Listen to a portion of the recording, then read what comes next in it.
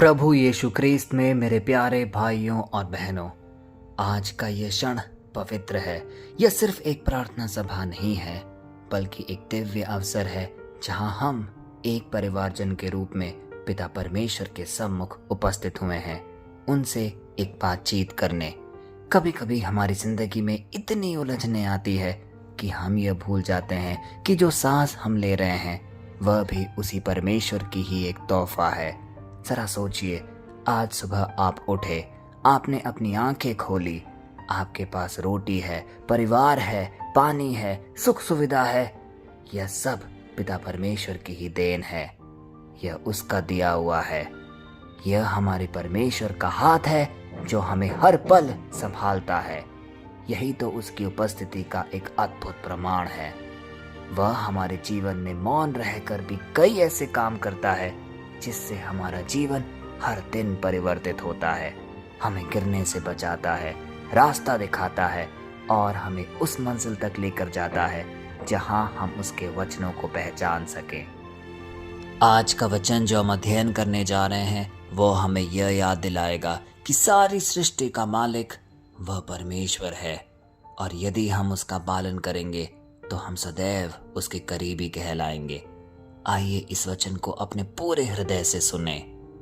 वचन कहता है, अब यदि तुम मेरी बात मानो और मेरे वचन का पालन करो तो तुम सब जातियों में से मेरे निजी धन ठहरोगे, क्योंकि सारी पृथ्वी मेरी है। कितना अद्भुत है ये वचन। परमेश्वर खुद अपने लोगों से आज कह रहा है कि अगर तुम मेरी बात मानोगे तो तुम मेरे लिए सबसे अनमोल बन जाओगे। यही इस पद का हृदय है। यह सिर्फ एक शर्त नहीं हमें बता रहा, बल्कि एक प्रेम का प्रस्ताव रख रहा है। परमेश्वर हमसे आज कह रहा है, तुम मेरे हो अगर तुम मुझसे जुड़े रहोगे। अब जरा उस समय की पृष्ठभूमि को समझे कि वहां पे क्या घटना घटित हो रही थी। इजरायली लोग मिस्र की दास्ता से अभी अभी बाहर निकाले जा चुके थे। वे लंबे समय तक गुलामी में रहे, अत्याचार झेले, और फिर परमेश्वर ने उन्हें मूसा के माध्यम से छुड़ाया। अब वे सिनाई पर्वत के नीचे खड़े हैं जहां परमेश्वर मूसा से बात कर रहा है। वह उन्हें एक नई पहचान देने की बात कर रहा है। पहले वे गुलाम थे, अब वे परमेश्वर की प्रजा बनने जा रहे हैं। परमेश्वर उनसे कह रहे हैं, मैंने तुम्हें मुक्त किया। अब अगर तुम मेरी आज्ञा मानोगे तो मैं तुम्हें अपना विशेष खजाना बनाऊंगा। यह संबंध सिर्फ नियमों का नहीं, बल्कि प्रेम और वफादारी का था। प्यारे भाई और बहनों, कितना अद्भुत है यह संदेश, क्योंकि इस संदेश में एक मर्म हम सब लोगों के लिए छिपा हुआ है। क्योंकि आज पिता परमेश्वर हम सब से कह रहे हैं, अगर तुम मेरी बात मानोगे, अगर तुम मेरे साथ चलोगे तो मैं तुम्हें अपने खजाने की तरह संभालूंगा। लेकिन सवाल अब यह उठता है, क्या हम सच में उसकी आवाज सुन पाते हैं? क्या हम उसकी आज्ञाओं को मानने के लिए आज तैयार हैं? या फिर हम केवल तब उसे याद करते हैं जब हमें कुछ पाना होता है, कुछ चाहिए होता है, किसी चीज की जरूरत होती है? भाई और बहनों, आज की दुनिया में आज्ञाकारिता शब्द सुनते ही बहुतों को यह लगता है कि यह एक पुरानी सोच है। लोग कहते हैं, हमारे अपने विचार हैं, अपनी समझ है, क्यों किसी की आज्ञा माने? लेकिन परमेश्वर की आज्ञा मानना गुलामी नहीं, बल्कि आजादी है। क्योंकि जब हम उसकी इच्छा में चलते हैं तब हम अपनी आत्मा के सच्चे उद्देश्य को पहचान पाते हैं। उसका हर आदेश हमारे भले के लिए ही होता है। कभी कभी हम सोचते हैं कि परमेश्वर हमसे बहुत कुछ मांग रहा है, पर सच तो यह है दोस्तों, वह हमसे सिर्फ एक बात चाहता है, विश्वास और आज्ञाकारिता। वह हमसे चाहता है कि हम उससे जुड़े रहें, ताकि वह हमारी जिंदगी में अपनी महिमा प्रकट कर सके। जरा अपनी जिंदगी को देखिए, कितनी बार हम अपनी ही योजनाओं में इतने उलझ जाते हैं कि परमेश्वर की इच्छा भूल जाते हैं। हम अपने सपनों के पीछे भागते हैं, लेकिन उसके बिना वो सब अधूरा है। परमेश्वर हमसे आज कह रहा है, अगर तुम मेरे वचन पर ध्यान दोगे तो मैं तुम्हें ऊंचा उठाऊंगा, तुम्हें आशीष दूंगा और तुम्हारे जीवन में नए नए चमत्कार करता रहूंगा। मेरे प्यारे मित्रों, कभी कभी हम शिकायत करते हैं कि हमारी प्रार्थनाएं सुनी नहीं जा रही, हमारे जीवन में कुछ बदलाव नहीं आ रहा। लेकिन क्या हमने यह कभी सोचा है कि हम परमेश्वर की बात सुनने में ढीले तो नहीं पड़ गए? वह चाहता है कि हम उसके प्रति वफादारी बनाए रखें। आज का कथन, जो कि निर्गमन अध्याय 19 पद संख्या 5 से लिया गया है, हमें साफ साफ याद दिलाता है कि परमेश्वर अपने लोगों के साथ एक वचन करता है। अगर तुम मेरी बात मानोगे तो मैं तुम्हें अपनी महिमा का हिस्सा बनाऊंगा। यह वादा आज भी जीवित है। आज जब हम सब इस प्रार्थना सभा में उपस्थित हैं, परमेश्वर हमारे जीवन से कह रहा है, मेरी बात सुनो, मेरे मार्ग पर चलो और मैं तुम्हें आशीष दूंगा। शायद हमारे घरों में आज शांति नहीं है, हमारे दिल में एक डर या निराशा व्याप्त है, लेकिन जब हम उसके वचन को थामे रखते हैं तो उसकी उपस्थिति हमारे सारे अंधकार को दूर भगाती है, क्योंकि उसका आश्रय हमारी ढाल बन जाता है। उसका प्रेम हमारे जीवन के हर कोने को छूता है। और क्या हमने कभी गौर किया है, वह यह भी कह रहा है, सारी पृथ्वी मेरी है। इसका मतलब समझिए मेरे दोस्तों, यह बताता है कि हमारा परमेश्वर सीमित नहीं है, बस सिर्फ एक राष्ट्र का नहीं बल्कि पूरी मानवता का है। और फिर भी वह हमें अपने निजी धन के रूप में चुनता है।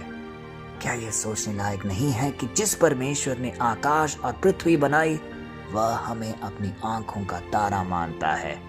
वह हमारे जीवन में दिलचस्पी रखता है, हमारे दर्द में, हमारे संघर्षों में, हमारी हर कोशिशों में वह हमारे साथ खड़ा है। यही है उसका प्यार हम सब के लिए।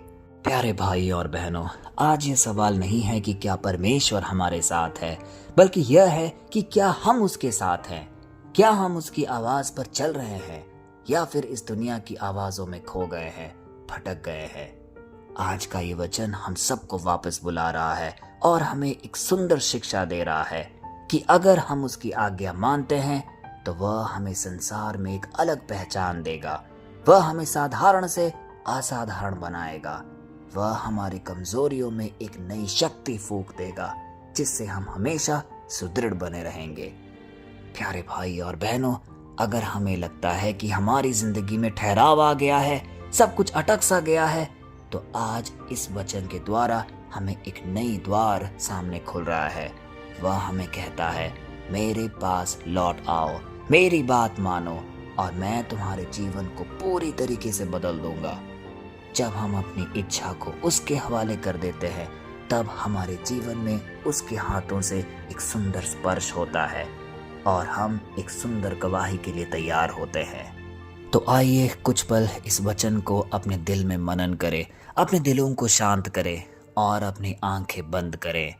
एक पल के लिए सोचें, क्या मैं उसकी आज्ञा मानने को आज तैयार हूँ? जब हम इस प्रार्थना सभा में उपस्थित हैं, हमें एक बदलाव के साथ इस दिनचर्या को आगे बढ़ाना होगा। क्या मैं अपनी योजनाओं को छोड़कर उसकी योजना पर भरोसा कर सकता हूँ? क्या मैं उस परमेश्वर का निजी धन बनना चाहता हूँ? इन सारे प्रश्नों के साथ आइए एक छोटी सी प्रार्थना पिता परमेश्वर के पावन चरणों में समर्पित करें। हे सर्वशक्तिमान प्रभु, तू हमारी आत्मा का रक्षक है।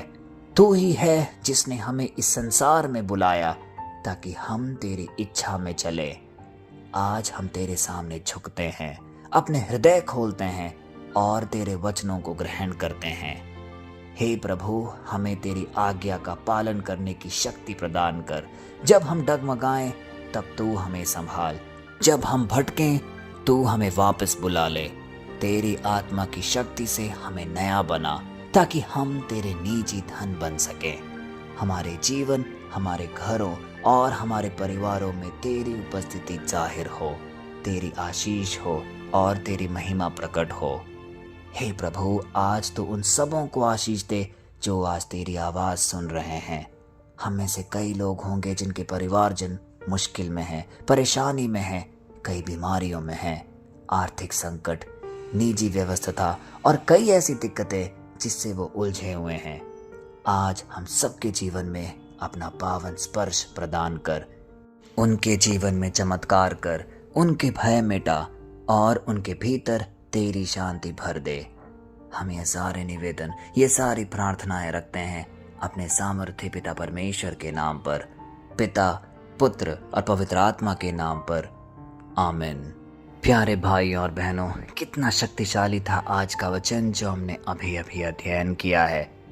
आज का ये वचन हमारे लिए एक आमंत्रण है, एक बुलावा है, एक प्रतिज्ञा है और एक नई शुरुआत है। परमेश्वर हमसे आज कह रहा है, अगर तुम मेरी बात मानोगे तो मैं तुम्हें आशीष दूंगा, तुम्हें ऊंचा उठाऊंगा और तुम्हारे जीवन को अपने गौरव का एक हिस्सा बनाऊंगा। क्या हम आज हाँ कहने को तैयार हैं? क्योंकि जब हम हाँ कहते हैं तो स्वर्ग हमारे पक्ष में कार्य करने लगता है। हमारा प्यारा प्रभु हमें आशीष दे, हमारे घरों में शांति दे और हमारे जीवन में अपनी महिमा प्रकट करे। कल फिर हम मिलते हैं, तब तक के लिए इस वचन को कई लोगों तक हम बांटें, क्योंकि यह एक आशीर्वादी वचन है और इसे कई लोगों के जीवन में घर कर उतरना होगा। कल फिर हम मिलते हैं, तब तक के लिए पिता परमेश्वर की असीम दया, कृपा और क्षमा में आप सबको समर्पित करते हैं। आमीन।